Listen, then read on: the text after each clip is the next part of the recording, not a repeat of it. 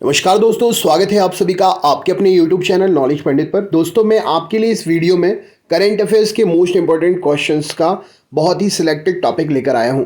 इस वीडियो में आपके लिए 30 प्रश्न मिलेंगे और 30 प्रश्न हर क्षेत्र से हैं जो कि करंट अफेयर्स से एग्जाम में पूछे जाते हैं।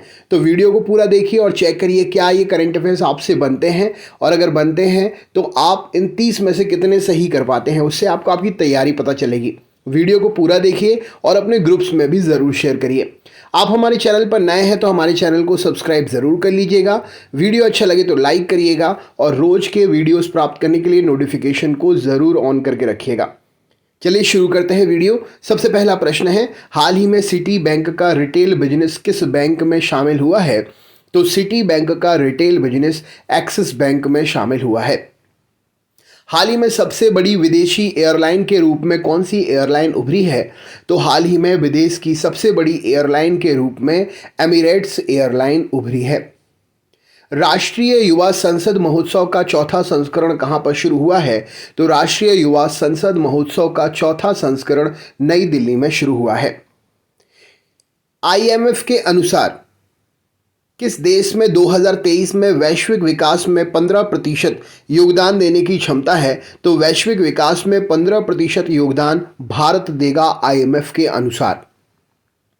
किस देश ने बिम्स्टेक ऊर्जा केंद्र के शासी बोर्ड की पहली बैठक की मेजबानी की? तो बिम्स्टेक ऊर्जा केंद्र के शासी बोर्ड की पहली बैठक की मेजबानी भारत देश ने की है। कौन सा राज्य भारत का पहला सरकारी मदर मिल्क बैंक स्थापित करेगा? तो भारत का राज्य उत्तराखंड पहला सरकारी मदर मिल्क बैंक स्थापित करेगा। कहां पर दो दिवसीय बाजरा महोत्सव का आयोजन किया गया? तो 2 दिवसीय बाजरा महोत्सव का आयोजन भोजपुर में किया गया है।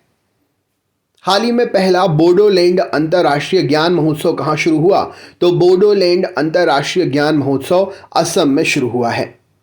भारतीय वायुसेना ने किस देश में शिन्यू मैत्री अभ्यास में भाग लिया? तो भारतीय वायुसेना ने जापान देश में शिन्यू मैत्री अभ्यास में भाग लिया है। हाल ही में किसने भारत का पहला एयर कूल्ड कंडेंसर चालू किया है? तो एयर कूल्ड कंडेंसर NTPC ने चालू किया है। हाल ही में नेक्स्ट जनरेशन फ्यूल पर IIT मद्रास ने किस देश के साथ साझेदारी की है? तो नेक्स्ट जनरेशन फ्यूल्स पर IIT मद्रास ने डेनमार्क के साथ साझेदारी की है। भारत के किस पड़ोसी देश ने सौर ऊर्जा उपयोग को बढ़ाने के लिए ISA के साथ समझौता किया है? तो इंटरनेशनल सोलर अलायंस के साथ में समझौता बांग्लादेश ने किया है सौर ऊर्जा के उपयोग को बढ़ाने के लिए।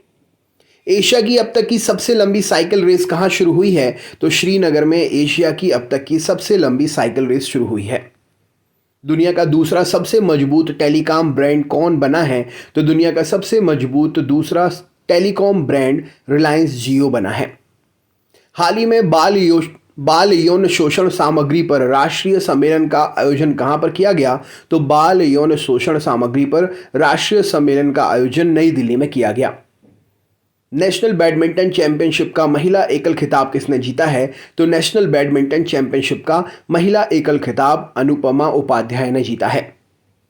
हाल ही में आई मूडीज की रिपोर्ट्स के अनुसार 2023 में भारत की GDP वृद्धि दर कितने प्रतिशत रहने का अनुमान है? तो 5.5% भारत की GDP वृद्धि दर रहने का अनुमान है।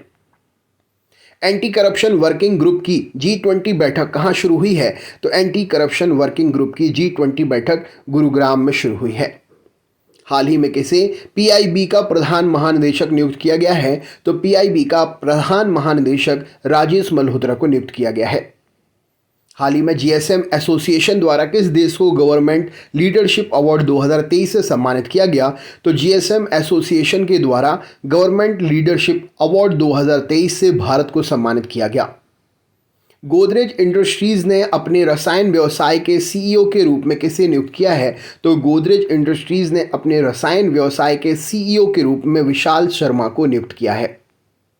हाल ही में किसने चंद्रमा मिशन के लिए अपने रॉकेट के क्रायोजेनिक इंजन का सफल परीक्षण किया है?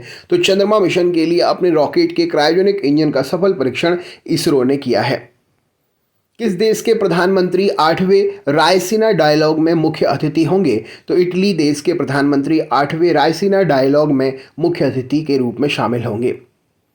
संयुक्त राष्ट्र की रिपोर्ट के अनुसार किस देश में 83.7% यूरेनियम के कण पाए गए हैं? तो ईरान में संयुक्त राष्ट्र की रिपोर्ट के अनुसार 83.7% यूरेनियम के कण पाए गए हैं।